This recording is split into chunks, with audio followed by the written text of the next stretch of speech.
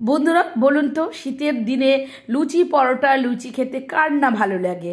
এই সময় কত মটরশুঁটি আর চারিদিকে পরোটার অপশন অনেকভাবে থেকে যায়, তাই না বলুন না।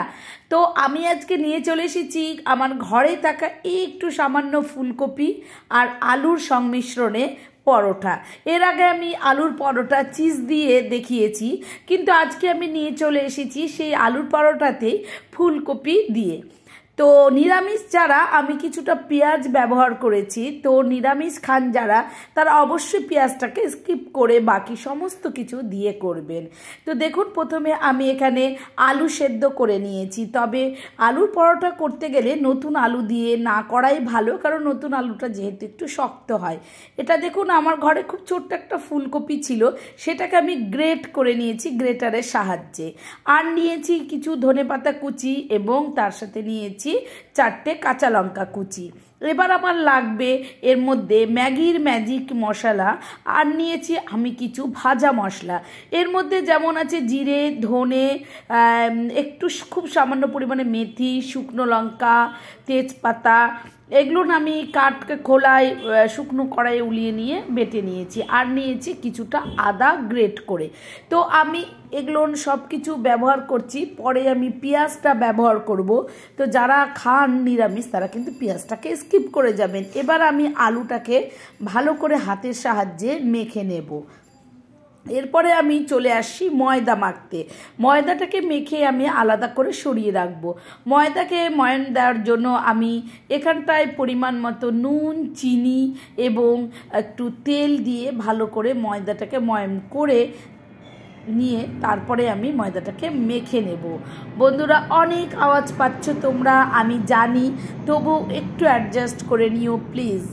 তো আমি দেখুন ময়াম হয়ে গেছে, মুঠো করলাম, মুঠো হয়ে গেছে। এবার এর মধ্যে আমি দিচ্ছি খুব সামান্য পরিমাণে গরম জল, মানে ঈষদুষ্ণ গরম জল, সেটা আমি ব্যবহার করছি। যেহেতু গরম আছে সেহেতু আমি একটা চামচের সাহায্যে আমি প্রথমে এটাকে মেখে নিচ্ছি। তারপরে আমি হাত দিয়ে ভালো করে মেখে নেব এবং মাখা হয়ে গেছে, আমি এটাকে এক সাইডে ঢেকে রেখে দিচ্ছি। এবার চলে এলাম আমি কড়াইয়ে আমি 1 চামচ সর্ষের তেল দিলাম। তার মধ্যে দিয়েছি আমি একটা বড় সাইজের পেঁয়াজ কুচি। তো যারা নিরামিষ খান, আমি আবার বলে দিচ্ছি যে পেঁয়াজ কুচিটা অবশ্যই স্কিপ করে যাবেন। আমি দিয়ে দিলাম এরপরে ফুলকপি, যে গ্রেট করে রাখা ছিল সেই ফুলকপিটা। হালকা করে আমি পেঁয়াজের সাথে এটাকে ভেজে নেব। তারপরে আমি এক এক করে সব কিছু এতে যোগ করব। বন্ধুরা, খেতে খুব সুস্বাদু হয়েছিল এবং সত্যি বলছি মুখে লেগে থাকার মতন একটা রেসিপি। আপনি বাড়িতে ছোটোখাটো কোনো অনুষ্ঠান করলে বা ইভিনিংয়ে সন্ধ্যাবেলাতে যদি কোনো রকম কোনো প্রোগ্রাম করে থাকেন, তাহলে কিন্তু এই রেসিপিটা একদম পারফেক্ট। বন্ধুরা, এখানটায় আমি খুব সামান্য পরিমাণে 1/2 চামচ এখানে আমি সাদা তেল অ্যাড করেছি। এর মধ্যে আমি দিয়ে দিলাম আদা কুচোটাকে দিয়েও আমি খুব ভালো করে নাড়িয়ে একটু ভেজে নেব। তারপরে আমি দিয়ে দিচ্ছি এর মধ্যে ধনেপাতা কুচি আর কাঁচা লঙ্কাটা, সেটাকেও আমি খুব সামান্য পরিমাণে নেড়ে নেব। বন্ধুরা, অনেক জায়গায় ঘুরে ফিরে এসেছি। পুরী, বাড়িতে গেছিলাম আমার এক ভাইয়ের বিয়েতে, তাই গলার অবস্থা খুব বাজে। আচ্ছা, এখানে আমি দিচ্ছি পরিমাণ মতো নুন। নুনটা দেওয়ার আগে মনে রাখবেন যে ময়দাতেও কিন্তু আমাদের নুন আছে। আবার আমি দিয়ে দিচ্ছি এখানে ভাজা মশলা এবং ম্যাগির ম্যাজিক মশলাটা দিয়ে আমি খুব ভালো করে নেড়ে চেড়ে সেদ্ধ করে রাখা যে আলুটা, সে আলুটা দিব। তার আগে আমি দিয়ে দিলাম 1/2 চামচের মতন চিনি। এটা কিন্তু আপনারা একদম যারা মিষ্টি খান না তারা কিন্তু স্কিপ করে যাবেন। তো এটা এবার আমি ভালো করে আলুর সাথে সব কিছুকে খুব ভালো করে মাখিয়ে নাড়িয়ে নিচ্ছি। কিছুক্ষণ নাড়ানোর পর আমার এটা একটা খুব সুন্দরভাবে মণ্ড তৈরি হয়ে গেল। এটা এমনিতেই আমার মেয়েরা খেয়ে ফেলছিল। তো আমার দেখুন ময়দাটাকে আমি আর একটু মেখে নিলাম। মেখে নেওয়ার পর এবার আমি লেচি কেটে আমি দুভাবে এটাকে বেলে ভাজবো। তো দেখুন প্রথমে আমি একটা রুটির সাহায্যে রুটির মতন বেলে নিলাম। খুব বেশি মোটা করলে কিন্তু চলবে না। এবার আমি তার মধ্যে যে আলুর মণ্ডটা তৈরি হয়েছিল সেই মণ্ডটা পুরো রুটির মধ্যে ছড়িয়ে দিয়ে তার ওপরে আরেকটা রুটি দিয়ে আমি খুব হালকা হাতে বেলে নেব। যখন বেলবো তখন দেখবেন দুটো রুটি একদম সমান হয়ে গেছে।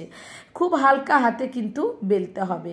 তো বন্ধুরা দেখুন দেখুন বেলার পরে কিন্তু দুটো রুটি একদম একসাথে হয়ে গেছে এবং এইটা গেল এক প্রকারের। এবং এটাকে আমি ভেজে নেব।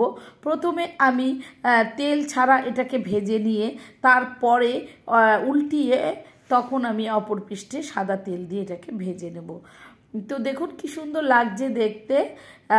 এটা তেল ছাড়াও যদি মনে করেন অনেকে রুটির মতন করে খাবো তাহলেও কিন্তু খেতে পারেন। এখানটায় আমি সয়াবিন অয়েল ব্যবহার করেছি, আপনারা মনে করলে যে কোনো তেল ব্যবহার করতে পারেন।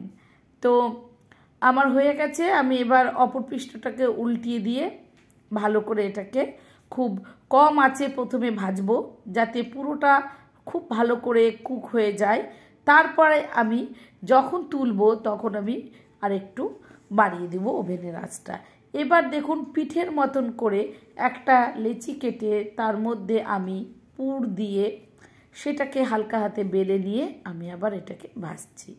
তো আমার এইভাবে আমি সবগুলো পরোটা ভেজে নিয়েছি এবং খেতে কিন্তু খুব সুস্বাদু হয়েছিল, খুব ভালো হয়েছিল। এই শীতের দিনে এইভাবে ফুলকপি আর আলু দিয়ে একবার পরোটা খেয়ে দেখুন, খুব টেস্টি।